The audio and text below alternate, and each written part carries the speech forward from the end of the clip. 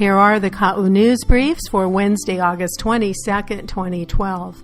Living in a rural community is comprised of deep multi-generational relationships among people, plants, animals, and the land itself, of lives lived in direct contact with forest and ocean, of a relatively egalitarian and unregimented society, of people rich in the skills of subsistence and nurturing life.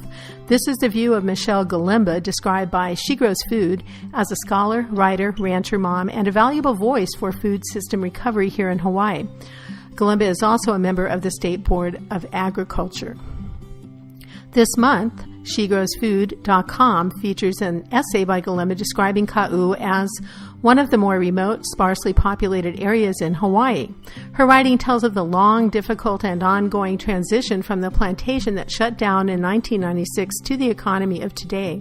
She writes, right from the start, there were ex-plantation workers that were looking for ways to make the transition. They planted coffee or tried other diversified crops.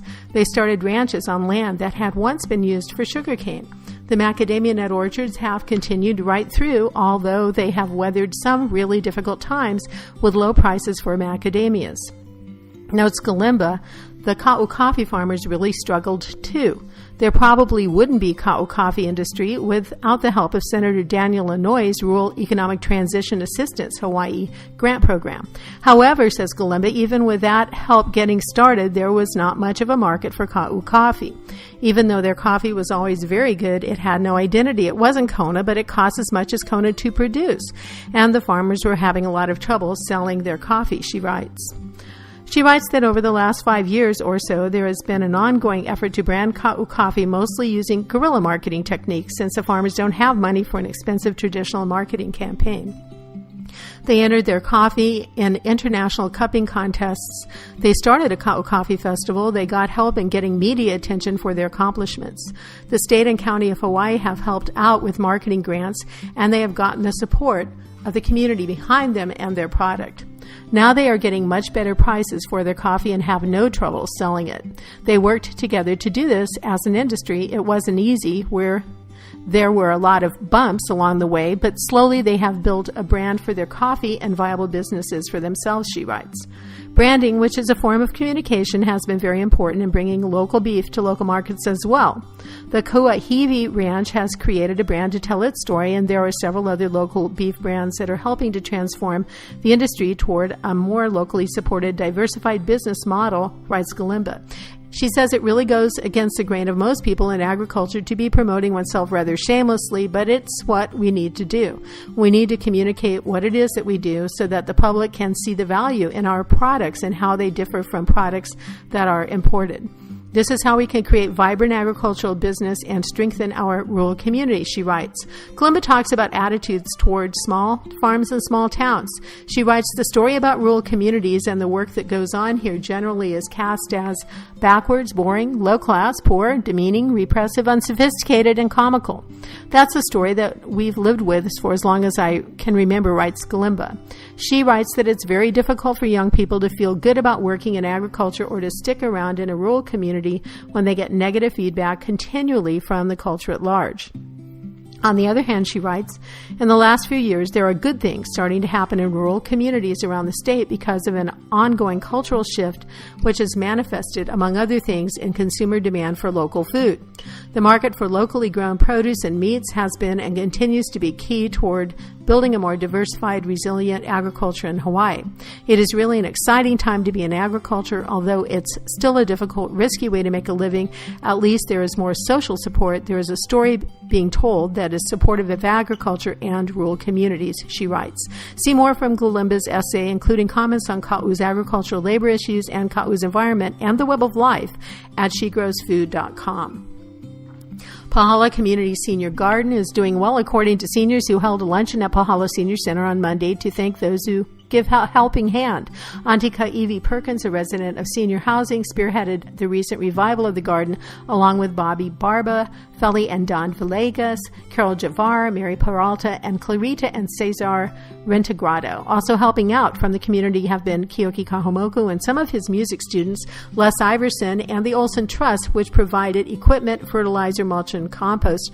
Edmund C. Olson was on hand to receive thanks from the community at the luncheon. Ka'u farmers and ranchers are invited to register for the Hawaii Agriculture Conference. It's September 1st. The Agricultural Leadership Foundation of Hawaii hosts the conference at Hawaii Convention Center in Honolulu on September 20th and 21st. Tickets are available online at hawaiiagconference.org. Inspired by the United Nations Year of the Cooperative, this year's theme is Leveraging Partnerships for Profit. Through lessons and tools focusing on working together, the conference aims to ignite collaboration among local businesses within the community and with encouragement from displays of successful partnerships. Speakers include Larry Yee, co-founder and director of Food Commons, Sarah Stokes-Alexander of Keystone Center in Colorado, and Lauren Anderson of Collaborative Lab. Also, there will be over 24 Hawaii-based producers and agriculture professionals speaking throughout the 2 days. The event also features the Monte Richardson Leadership Award presentation to Donna Ching in appreciation for her decades of service to the agriculture sector of the All Hawaii Products Luncheon. The general public is encouraged to attend the Pauhana reception featuring demonstrations and techniques for preparation of local foods and backyard gardening projects. The trade show hosts additional demonstration activities, wireless internet, and food and beverage all day. Axis deer arrived on the Big Island by helicopter, according to an Associated Press story today. The story says that Thomas Leroy Hauptmann has entered a plea of guilty to one misdemeanor count of illegally transporting wildlife when he flew 4 Axis deer from Maui and, according to U.S. Attorney Michael Song, returned to Maui with about a dozen mouflon sheep from the Big Island. The flight took place in 2009. The story quotes Song saying Hauptmann was the courier and not the mastermind. It says federal officials are investigating other individuals in the case. Reports of sightings across the Big Island have been increasing since an invasive species committee representative used a game camera to photograph an Axis deer in Ka'u last year. The game camera was set up in response to a deer sighting by local ranchers. Story says this morning that the Big Island Invasive Species Committee estimates a population of Axis deer to be between 50 and 100. Highly skilled marksmen working for the Invasive Species Committee are assigned to take down the Axis deer. Botanist Tim Tunison teaches step-by-step methods of returning backyards to native forests using Ni'aulani rainforest as a living, successful example on Saturday, 9:30 a.m. to 2:30 p.m., Volcano Art Center's Ni'aulani campus in Volcano Village. Donation of $10 or more is encouraged. Register at 967-8222 or programs at volcanoartcenter.org. These Ka'u News Briefs are brought to you by the Ka'u Calendar newspaper and underwritten by the Edmund C. Olson Trust and Pahala Plantation Cottages. See them at kaunewsbriefs.blogspot.com and support our sponsors at pahalaplantationcottages.com and kaucoffeemill.com.